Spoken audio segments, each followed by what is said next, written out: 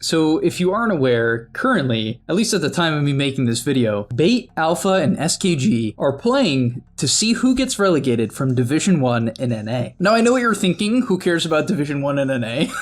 I actually know a lot of you guys just thought that, like, no doubt in my mind. But basically, this has been going down. I've been watching some of the series, and I've obviously, like everyone, I have my criticisms, I have my complaints about the players and their gameplay. And I thought today's video could be something a little bit different, a little bit interesting. I picked a game that I definitely had some problems with both sides, and I've chosen a few moments throughout the game that I have some criticisms about, so hopefully you guys can learn from these games. Obviously, there's no ill will from me towards the players of this match. I really think that they're all probably good people. I truly don't know most of them. I know a few of them and they are good people. So yeah, let's get into it. All right, before we get into the main part of the video, I do want to let you guys know that I'm not only posting videos here on YouTube, I also frequently post videos on the website. If you don't know what I'm talking about, almost every single day I'm posting a new video to the Game League website. We're going to teach you guys in depth about how to get to the next level. So if you want to become absolutely broken and really take your game to the next level, I'm going to be able to help you, because sometimes the guides on YouTube, there's either not enough of them, they're not specific, or they're just tier lists, which I know you guys love, but at the end of the day, the Game League website is going to help you get to the next level. So click the link down below and sign up. So for each side, I have one major complaint for the drafts. First off, from the side of Bait, they 6-7'd Keeper of the Light and Storm Spirit, which means back-to-back they picked Cuddle and then Storm. Now, out of all the three spirits that they had the option from, they picked Storm, and I just don't get why Storm with Cuddle. I feel like Void Spirit's just better. Maybe it's a player preference thing for Dundee. I guess that's probably what it is. I don't know, but I personally don't love the Storm pick. If it's their team preference, fine. However, what I will say is if you are going to pick Storm, I personally don't understand the Cuddle. I really don't like Cuddle with Storm much at all, and that might seem crazy because it's like Cuddle gives Storm mana, and I understand that. Obviously, it's not like some horrible combo that has no synergy. That's not what I'm saying. But considering you can pick Pugna, a hero that I think personally is just better. Obviously, they're different heroes. Cuddle and Pugna serve different functions. Cuddle farms a lot more than Pugna. It's better at making stacks and taking stacks and pushing in lanes. It's a different hero. Pugna's more of a teamfight save hero, where Cuddle's more of a space taker, farmer, wave shover, and buys useful items with that. And on the note of Storm, if I'm playing Storm Spirit, I want a high tempo support. I want a hero that can play with me. And out of all the heroes that give Storm mana, I think Pugna is the best by far. It just gives Storm an entire mana pool whenever he wants it, and it's incredible. It has a lot of synergy. The follow-up damage from Pugna to Storm is better in my opinion as well. It's not like terrible on Cuddle, but it's not great. So I just don't understand this opener a lot. I feel like it's kind of just not great in my opinion. And on the side of Alpha, I personally feel that this 16-17 Veno doesn't make a lot of sense. So for a little bit of context, when they picked Veno Undying, I don't hate the Undying because the Undying is a response to Doom, which I think is fine. I don't actually think it's the best response, but it's solid. I think it's solid, and I can see where they're going with it. But they go for the Veno. I don't know why you would pick Veno here much at all. I don't think Veno is good against Cuddle because Cuddle never goes close to the Veno, and Cuddle doesn't rely on a Blink Dagger or anything like that. Storm does not care about Veno at all, and Storm is actually very good against Veno. It's very easy to gank Veno early game. Like, this is one of the flaws of the hero. It's very easy to gank. That's why when I play Veno, I want to pick it into a good laning matchup, and I want to pick it into a game where I feel like their heroes can't get on top of me. But there's a Blink Doom, which, okay, fine, Veno's fine against Doom because you can cancel the Blink and you can provide auras, and, you know, that matchup's fine. I don't mind that. But why Veno? Like, out of all the heroes they could have picked, I just don't really get it. They don't have a Blink Stun either, which they kind of needed, and they have a Techies, so they could have picked any hero. Really, like, you're probably going to do fine in your lane. You're picking blind, so it's not like you know your lane matchup, and I don't think Veno is, like, immune to whatever carry they're going to pick, and I honestly feel like Bait could have picked the Terrorblade. That would have been good. Very, very good. They could have picked a Naga. That would have been okay. I don't think Naga actually dumpsters Veno, but it would do very well in the game. They could have picked a disgusting Naga on 18, in my opinion. A disgusting Terrorblade. They didn't go for either. They went for the Wind Ranger, which I think is okay, because Wind also it does well against Veno in the lane. It's not a guarantee win by any means, but I just don't get it. Like, I really don't understand why you would pick Veno here. At least for me, it just doesn't feel like this game and the heroes they saw, nothing is checked to make me say Veno. Maybe I don't know something that they do. You know, I always will say that. That's my criticism for the draft. So we're going to be starting with a clip from the safe lane of Alpha where I just think that they kind of misprioritize their play, right? I really believe in Dota, if you're having a good laning stage, it's often a good idea to continue to push that advantage in that lane. Now, there's exceptions to this because, for instance, even if you win your lane, sometimes you're playing against a hero like Timber and you have a Sven. Sure, you might have killed that Timber at level 1, but maybe the guy's hit level 3 and you can't pressure him anymore. That's fine. Then stop trying to pressure him. Go make stacks for Sven, roam for the runes, so on and so on, right? That makes a lot of sense. But that's not always the case. You're not playing against Timber every game. So in this clip here, we're going to be seeing an example of them having a pretty heavy winning lane, right? This is a Doom that's 0-1. The Terrorblade has gotten a kill on him. This Undying got the kill on the Doom. So they're having a great lane, right? If you look at the net worth, the Undying is doing okay. I actually don't know how the Doom isn't further ahead. Like, I'm not really sure. I mean, he took 2 points to Devour, which I'll get into in a second, why that's kind of crazy. Even though it does give 3 armor, it's kind of crazy. But basically, the problem with their laning is that they push the lane really hard, okay? And when you push the lane really hard, you need to get the lane back.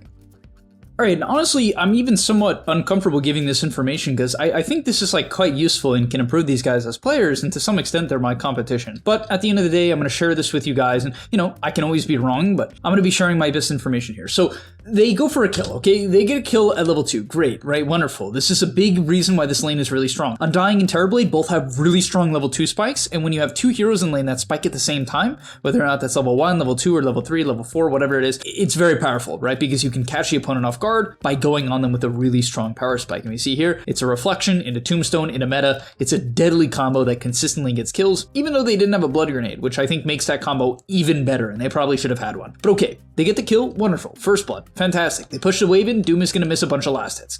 All right, this is all great, right? This is a wonderful start. Now, the Undying, for some reason, and I really don't like this, for some reason, instead of going to pull, because he's, you know, you've pushed the lane, right? Instead of going to pull, he sticks around and starts denying creeps and hitting the tower. I don't know why you would do this, right? You denying the creeps is not really going to speed it up much at all. You're not going to really do any structural damage as a level 2 Undying. So he should have put all of his priority on getting the small camp and pulling it, right? Getting to the small camp and pulling it. So this is just a misplay. In my opinion, it's just a misplay. It's your time to get the lane back. It's your job to get the lane back. There's zero reason to come hit the tower. This is, in my opinion, pointless. Like, he does not need to help denying these creeps. The TB is not going to die. So whatever. Lane kind of pushes in anyway. This is fine. It's level 2. You've used your meta. You have no tombstone. You're not going to go super aggressive. Whatever. It's okay, right? I don't mind this. Now, he decides to zone right here, which I found to be okay. Maybe I would have liked to stack the small camp, but fine.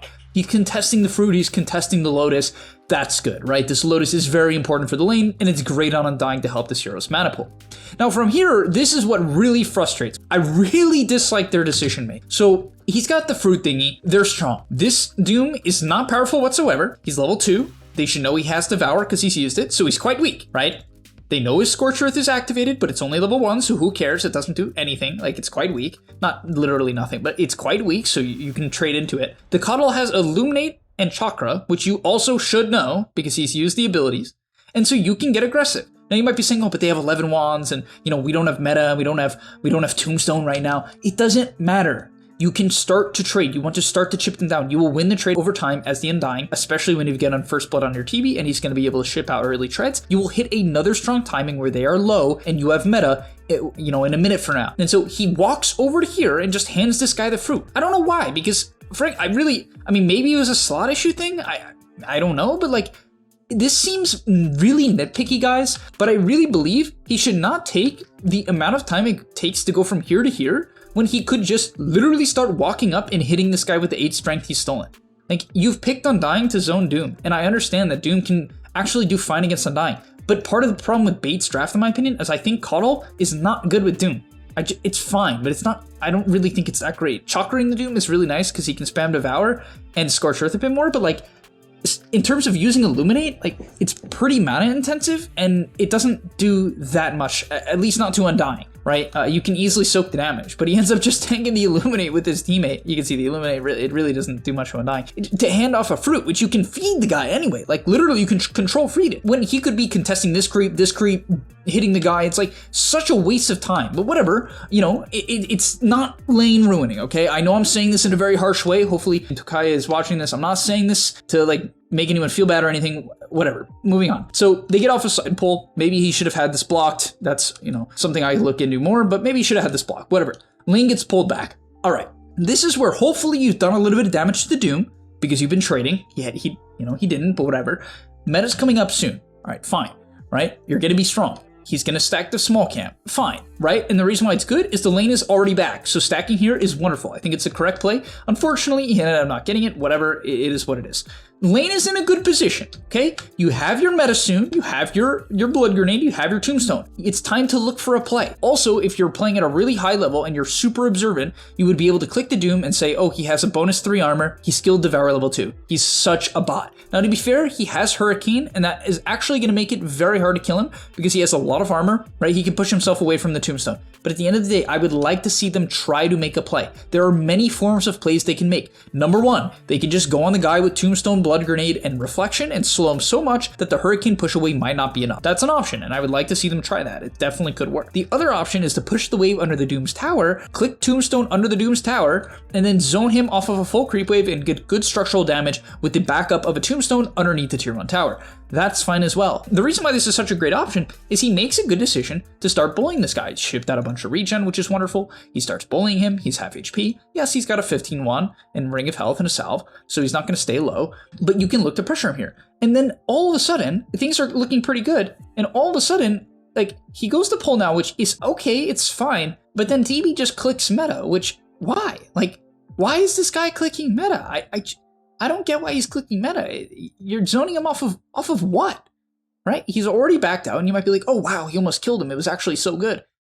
But he has 19-1 in salve.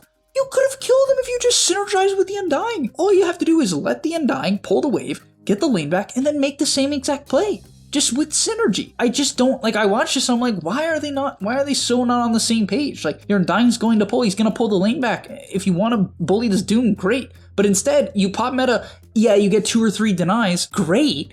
But now the Doom knows, okay, meta's going to be on cooldown, all I have to do is play defensively for a short period of time, and then he ends up pushing the lane anyway, which is, I mean, it's fine, right? But like now meta is out, Doom's hit level 4, he's close to Vanguard, he got to pop his salve, and now Doom is free farm. You've missed your window.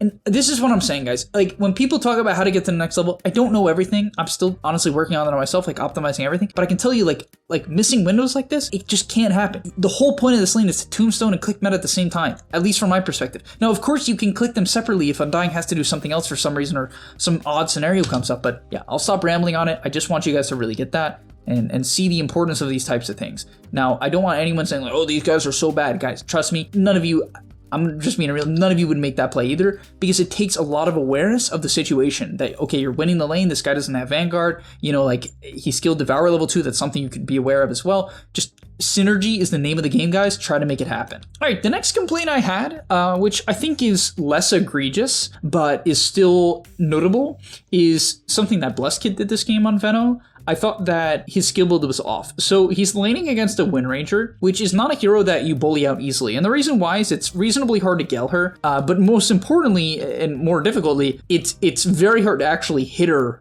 at least frequently. Like, he gets some autos off there, which is good. Like, obviously you want to chip her with Poison Touch. But the dynamic of this lane is that it's not a hero that, like, Veno easily bullies out, right? He can do okay, but you don't bully her out easily, by any means. When that is the case, I really want him to have the ability to farm this camp with Plague Wards, right? Because Plague Wards level 1, they're really not that bad, especially if you spam them, they can help you farm quite a lot. But most importantly, be able to scout for rotations. This is a game where you are not safe. When you are playing Dota, you have to have a general gauge of how safe you are. And the way you gauge that is through experience and paying close attention to what heroes they have. They have a Storm, Crystal Maiden, Wind Ranger. Any combinations of these heroes kill him when Wind is level 6, okay? Wind alone nearly can solo kill him if she plays it perfectly and dodges scale. CM Wind kills him. So it is not a game where he is safe. You cannot go a skill build, in my opinion, when you have the option to take Plague Wards, which will allow you to scout TPs, scout CM rotations, scout if the Wind is trying to get behind you and flank you, whatever it is. when you have the option to take Plague Ward and scout these sort of plays because it's not a game where you are safe, then you should take Plague Ward. Now, he goes Mana Boots, which I also just do not understand at all. Like, I hate to be that guy. Well, why do you have Mana Boots? Why do you have Mana Boots? You didn't even skill Plague Ward. You have one active spell. I watch this, I'm like, there is no synergy between the skill build and the item build. Like, this is the type of stuff I don't want to say because I'm making it seem like it's really obvious, but you know how many people do this type of thing? And like, trust me guys, I make these mistakes too. I assure you, especially if I'm not comfortable with a hero, I will do shit like this and I will look like a bot. Trust me, I know. But this is what I mean. He has full mana. Why do you want Mana Boots? And he's going, just rush the mech. Or buy like, I don't know, some item that keeps you alive early game. Like you could rush Vanguard and disassemble it into Vessel or something like that. You know what I mean? That helps you live against the wind. Like there's options, you know? There's options to make this game better. But now, I mean, first of all, I thought walking up here is insane because this, you know, the CM is here. Does he even die here? Oh yeah, he just dies. All right, I mean, that death is insane, right? Like, you know the CM is there, wind is 6, like, you cannot die like that. Like, once again, most players would die there, like, if they're put in this exact situation. 90 to 95% of Dota players would die there. So, it is what it is, but you can't die there. Like, if you're trying to get to the pro level, you cannot die there. You know they're there, right? Like, you have the information, they both showed. Now, it is what it is, he skills his ult, okay? At this point, what I'm telling my team, and this is where I feel like I'm saying too much, I'm telling my team, wind is a hero that is pressurable. Okay, we picked Venno. It's a pressure hero. I can't be left alone. I can't farm. I don't have Plague Wards. I'm maxing my nukes. I hit level 6. I'm strong. Wind cannot deal with my nukes very well. She doesn't have ulti. Please come help me kill her and kick her out of lane and be aggressive here. You know, like, this is an option. And instead, it's like he has to play passive. He doesn't have Plague Wards. Can't push out the lane. He can't scout if Storm is going to TP. He can't scout if the wind is flanking him. I don't even know what his play is here. Frankly, I literally have no idea. And now... wow, oh, I can't believe it that the CM ganked him. Oh, he's dead. Oh my, all right, I'll stop now. I feel like I'm being a little bit aggressive here. I really don't mean it in a bad way. I want it to be very apparent to you guys that, like, there are ways to avoid your mistakes. Because a lot of people say, oh, it's his team fault for not helping him and rotating and blah, blah, blah, blah. He could avoid all of this by himself. That's why in Dota, yes, it's good to learn synergy, it's good to learn communication and teamwork, but you have to also understand if things are going poorly, you need to learn how to deal with them yourself first, and then think about including your teammates, because that's way, way harder. But hopefully that makes sense. That's clip number 2. Let's do 1 or 2 more clips. All right, the next clip is a bit of a complaint that I had with Bait. It's not that this is anything heinous. So currently they're 6k ahead, right? Bait is in a good spot. However, my complaint with this clip is they're about to go take a fight top, okay? They see the enemy pushing their tier 1 tower. They say, we're stronger than them, let's go fight them. And to some extent, it makes sense. However, if you're gonna take this style of Dota where you're gonna defend the 5-man pushes, I really think you need to itemize to be able to fight the 5-man pushes. We're gonna see on the side of Alpha that they have a mech rush, right? They have a mech rush and a Pavis. You know what I mean? They have these items where they can fight. Now, to be fair, their TB has a Manta, which is certainly not the build you would go if you wanted to get aggressive like this. So I definitely don't love that. However, at the end of the day, my main complaint is that you have a Midas Octarine Doom. This guy is the biggest portion of your net worth advantage. His net worth compared to the other offlaner is 4,000 apart. Except that 4,000 gold is in an Octarine core in ahead of Midas, 2 items that add very little for the team fight of Doom. Therefore, you don't have to fight. You're going to outscale the side of Alpha. You do not have to take this engagement. Now, can you? Yes, if you think you're going to destroy them anyway. Doesn't matter that you have Midas Octarine Doom. Sure, he can TP in, have impact, click Doom. It's not like he's completely useless. He's got maxed out Scorch Earth with the level 10 talent. It does way too much damage, right? 80 per second, it's insane.